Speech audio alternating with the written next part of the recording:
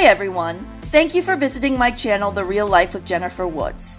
I am Jennifer Woods, and as a bonus video this week, I am going to talk a little bit about that time Brenda Walsh tried out for a college play, was stabbed in the back by her best friend, was accused of sleeping with a director, then almost got a girl killed.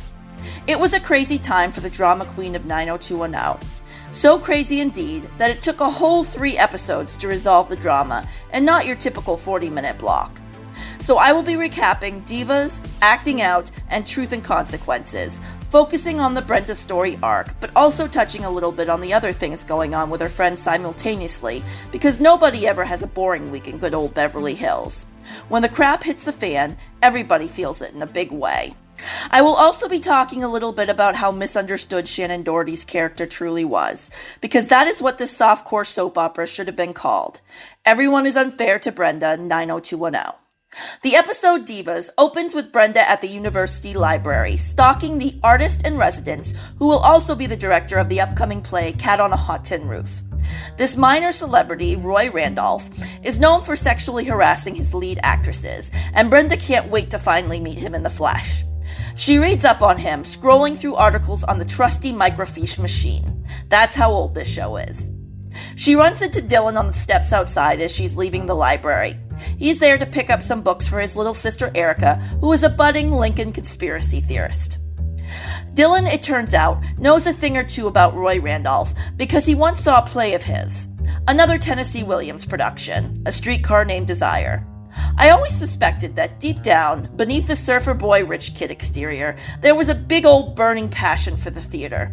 More proof that he and Brenda were destined for each other? Freaking Kelly Taylor.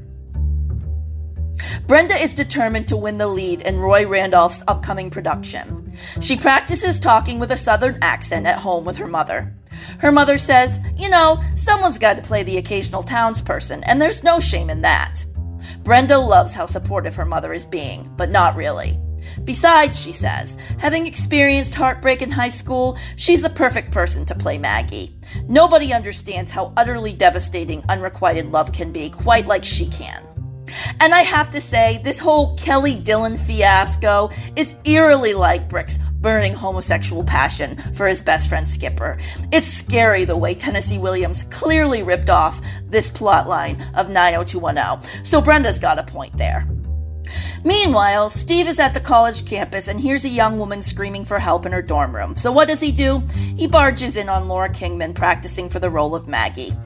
Those who are fans of 90210 might remember Laura as a young woman who once accused Steve of a date scrape.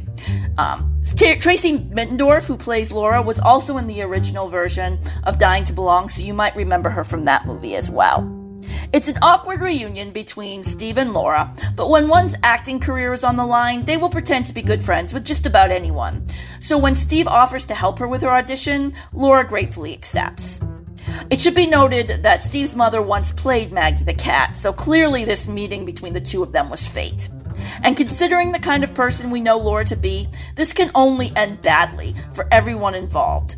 Though she says that this is her chance to turn her life around by putting her energy into something positive and productive. Yeah, right, Laura. Whatever you say. Brenda runs into Roy Randolph in the campus cafeteria, and he is clearly transfixed by this raven-haired vixen. Just goes to show theater is clearly all about casting people based on their looks. Just by staring at her backside while she walks away, he's already pretty much given her the part. Brandon and David are sitting nearby and don't even need to ask how the conversation with the director went. They can see it written all over his face. Steve and Brandon are going for a leisurely walk on campus and talking about Laura and how Steve is capable of having a healthy platonic friendship with a young woman who once accused him of assault.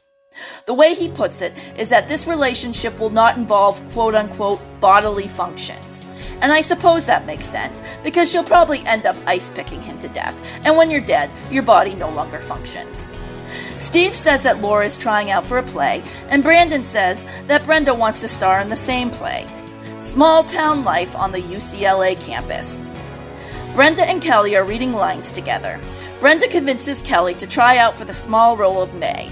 Take Back the Night Week was about 5 months earlier, but Brenda brings up Kelly's speech at the rally and how this is proof of her public speaking ability. Not a good sign when your friend thinks going on stage and telling everyone about the time you were assaulted is evidence of your ability to act in a play. Also sinister considering the fact that the two of them still don't know yet that Laura will be trying out for the play as well, and Laura was the reason why Kelly made that speech at the rally in the first place. During readings with Steve, Laura gets a little too into it. Will Steve be able to keep his vow and keep his hands to himself? At the auditions, Roy Randolph reassures everyone that regardless of their experience, they've all got an equal shot. He's all about equal opportunity. So long as you're a pretty young woman he might like to sleep with is the fine print, I assume. Kelly walks into the theater lobby at that very moment and catches his eye. This magnetic moment between the two of them is already starting to feel significant and slightly ominous. Kelly better not ruin Brenda's one big shot at fame. She already stole Dylan away. She's done enough damage for one lifetime. Brenda doesn't pick up on the same energy I'm getting as a viewer. She's just happy Kelly made it to the audition. They both look over and recognize Laura sitting with Steve. They remark that she's certainly crazy enough to play Maggie. Kelly admits to Brenda that she thinks Roy is kinda cute. Brenda says that she's in luck because Roy likes to make passes at aspiring actresses. She trots out some quote of his about a rehearsal studio with an attached bedroom, proving that she's been doing way too much research on this guy and is becoming obsessed. Next thing you know, she'll be burning his beloved watercraft and kidnapping his young adult daughter and holding her hostage. A young man auditions for the play but does a terrible job. Brenda gets to follow him and obviously shines in comparison. When it's time for the callbacks, Laura tells Brenda that she's on the list. So is Laura and 3 others, including Kelly. Apparently Kelly read for the part of Maggie and went out with Roy after. Nice friend, Laura says to Brenda. And the episode ends on a cliffhanger. Did Kelly stab Brenda in the back? What possessed her to do such an awful thing? In the next episode, Acting Out, Brenda confronts Kelly at her beach apartment while Donna and David watch on. Kelly tries to get Dylan to feel sorry for her, but he's Team Brenda on this one. In a workshop with Roy, the girls who have been called back discuss the role of Maggie and what makes her tick. I still think the New Yorker was right and it was a lack of proper air conditioning.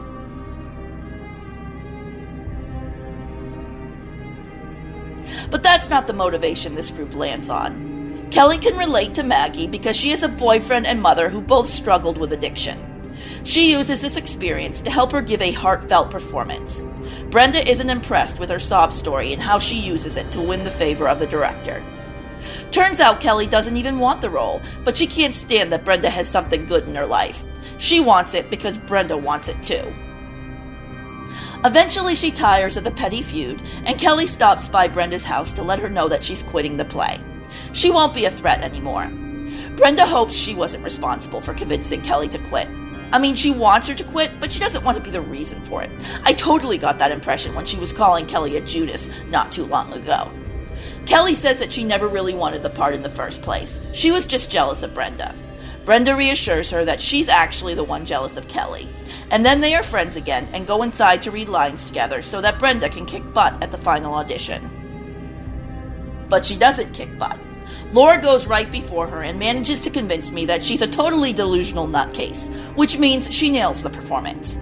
Brenda takes the stage next and chokes. Kelly and Dylan later talk about how badly Brenda sucked at the audition. Dylan says that Brenda is very vulnerable, but like a cat, she'll bounce back. Brenda shows up at Roy's and asks for a second chance. He immediately invites her inside, and she takes off her coat to reveal a black dress underneath. In the next episode, Truth and Consequences, it is revealed that Brenda got the part. Steve and Laura are shocked. They had thought she was down for the count, and all Laura can think is that Roy, who has a reputation of sleeping with his stars, must have slept with Brenda too. Steve asks Kelly if he's being biased or if Brenda did indeed suck in the audition, and if the director's final decision makes any sense to her. Kelly says that Brenda stopped by Roy's place the other night and was given a second chance. Steve interprets this to mean that Laura was right and Brenda must have slept with the director. Kelly did not interpret it that way at all, but now that Steve mentions it, good old Dylan sticks up for Brenda when Kelly tells him about the rumors. He will not tolerate anyone talking smack about his former girl. Laura decides to take matters into her own hands by getting Brenda kicked out of the play. She calls up Brenda's house and leaves a message with Mrs. Walsh, stating that the upcoming rehearsal time has been pushed back a few hours. Steve confronts Brandon with the rumors about Brenda. Brandon says the rumors have to stop, but good old Brenda's brother can't even say with confidence that they're not true. Kelly finally admits to Brenda that people have been talking about her behind her back. Brenda is devastated that they all think so little of her, and apparently they think she must really suck as an actress to have to stoop so low as to get in bed with the director. Dylan lets Brenda know he believes her. Good old Dylan. Why did he ever leave her for that Judas Kelly? Brenda shows up late to rehearsal and learns she's in sheep dip, but the director's assistant finally agrees to talk with Roy for her and smooth things over. Brenda figures out that it was Laura who set her up. She confronts Laura in front of Steve. Steve tells her that his loyalty to Brandon doesn't extend to her, so get lost. Steve and Laura talk more about Brenda behind her back. Laura suggests that they cause her an injury to make her miss more rehearsals. Steve goes along with his talk at first, but then realizes she's serious. Brandon confronts Brenda. Even he has his doubts about her innocence. He tells her that whether she slept with Roy or not, it's all cool. Not exactly what she was hoping to hear from her twin. I want to add that the very fact that the last episode ended with a cliffhanger goes to show that, as a viewer, we don't exactly have much confidence in Brenda's character either. She very likely could have been out clearing weeds in the garden as far as we're concerned. We're not ruling anything out. Steve has a meeting with Brandon, Kelly, and Donna to warn them about Laura. More going around Brenda's back when he should really be talking to her about all of this. He admits to the group that he made a mistake. Laura is crazy. He seems to be forgetting the fact that he was the one who helped start the rumor as well. It was just as much his doing as Laura's. So the fact that Laura's now determined to be crazy doesn't make Brenda innocent. But the episode is almost over, and this needs to be wrapped up promptly. We all know Brenda didn't do it by this point, so who cares about a technicality? Brenda goes to talk with Roy. He admits that he's heard the rumors and that it hurts him too because it compromises his job and the vow he made before being hired on campus. I still get the feeling he was going to let it go, but now that Brenda's come to talk to him about it, he reassures her he will take care of the problem with Laura. Don't you worry.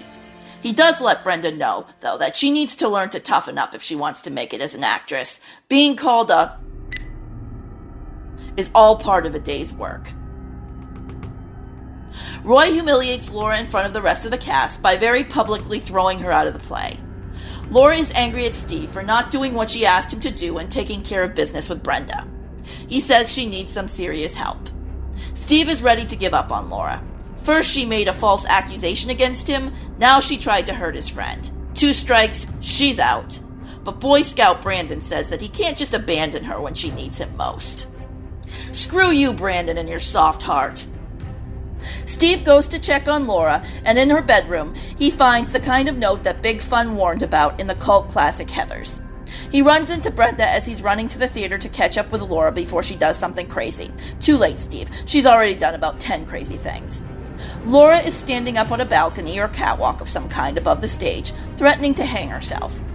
Brenda tries to talk Laura down from the edge as Steve goes to get help, but he soon realizes that he doesn't have time to get help from security and has to do something to stop Laura. So he climbs onto the balcony and grabs her from behind right as she's about to leap with a noose around her neck. So Brenda and Steve save the day. That was a really decent thing Brenda did. She could have just let the girl hang, but that's not her style, and that's why everyone giving Brenda grief needs to go back and actually watch the show. I'd love to hear all of your thoughts in the comments. Personally, I feel like Shannon Doherty was given a little bit of the Mary Camden treatment here, what with the way she was made out to be a drama queen who would potentially sleep her way to the top. For anyone who's watched Seventh Heaven, you might remember Jessica Biel, right before she was let go from the show, maybe a few episodes before, she was painted out to be this horrible person who totally went against all of her values and just kind of went downhill. And the reason why I think they did that was because of conflict with Jessica Biel, the actress, and they knew they had to get rid of her from the show, and so they just kind of made her out to be this totally horrible person so that they could just cut her from the show and it would be no great loss. I kind of feel like they did that a little bit with Shannon here. Not as bad, because I think overall she was a good person, and I think this episode was fair to her in the end. But for most of the build-up, she was painted to be this really questionable person. And I can't help but wonder if they did that so that when she was cut from the show, it would be no great loss. But if so, it backfired, because I think it really was a loss. I never really cared for 90210 after season 4. Now for some of the other plot lines I ignored while focusing on Brenda's problems. Andrea is super pregnant, which she doesn't have to remind people about because her enormous stomach tells the tale.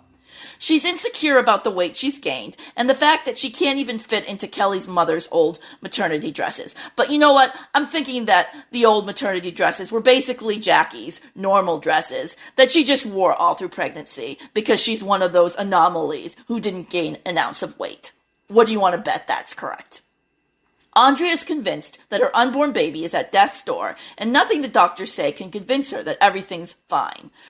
These are also the episodes where Claire Arnold stalks Brandon, showing up at his door unannounced with an overnight bag that basically holds her boombox and maybe a couple of scraps of clothing, because she doesn't need to wear much when seduction is on the agenda. She handcuffs herself to his bed, and he later finds out from her father that she's invited him to the prom. He tries to keep his distance because he doesn't want to tick off Chancellor Arnold by giving in to temptation. But it turns out the Chancellor likes Brandon better than the other guys Claire goes out with. Claire reminds me of Kristen Stewart a little, but she annoyed me even before the Twilight days, so I can't blame the one on the other. Kathleen Robertson plays Claire. She was also in a TV movie called Survive the Night about 3 women who were harassed by a street gang in New York at night. Then there's Dylan and his sister Erica. Erica is having problems with her mother's new boyfriend Kevin, but it's only because she hasn't given him a fair chance. Dylan convinces her to give the guy a break. He'll probably be kicking himself for that later on.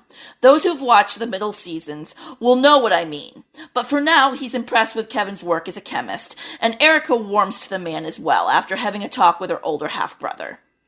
Donna has a dog that isn't potty trained, and this causes tensions with David, but that plot line is soon dropped. I'll have to rewatch later episodes to find out if there was any point to the story about the disobedient puppy. Overall, I found these 3 episodes to be tense and intriguing.